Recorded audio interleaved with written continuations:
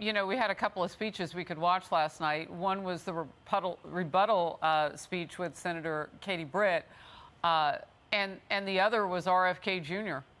And, you know, they were very different speeches. And RFK Jr., of course, really hit the positive that you're talking about. I want everybody to just see a little bit of that. We become a nation of chronic illness, of violence, of loneliness, depression and division and poverty. Our great cities are becoming tent encampments, modern-day Hoovervilles filled with undocumented immigrants and dispossessed Americans and people living in their cars. 80% of Americans say they don't want to be forced to choose in this election between the lesser of two evils. They're tired of voting against something or someone. He said they want to vote for something, and they want somebody to tell them it's going to get better. Veteran political journalists have urged, do not ignore Robert F. Kennedy Jr. and his third-party presidential bid. What's your take on RFK Jr.? And first of all, have you seen that video?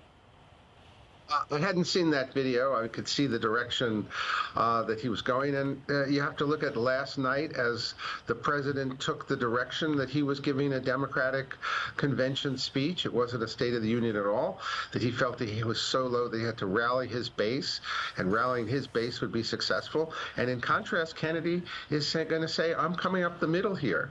I don't see that as you, President Biden, that the country's in good shape. I see it as in bad shape, yes, and in search of a new moderate solution. I think, you know, this is an intelligent opening for Kennedy. You know, it's interesting. It's like a reopening for him. He's been around 16 to 20% all along.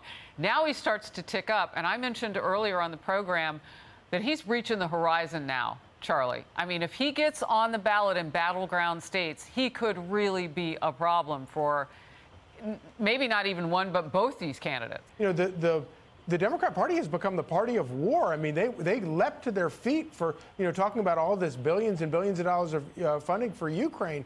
And wherever you are on that, you know, the need for that, it's a strange thing to see the entire Democrat, the half of the chamber, lustily applauding for spending $100 billion on a war overseas. It's kind of crazy.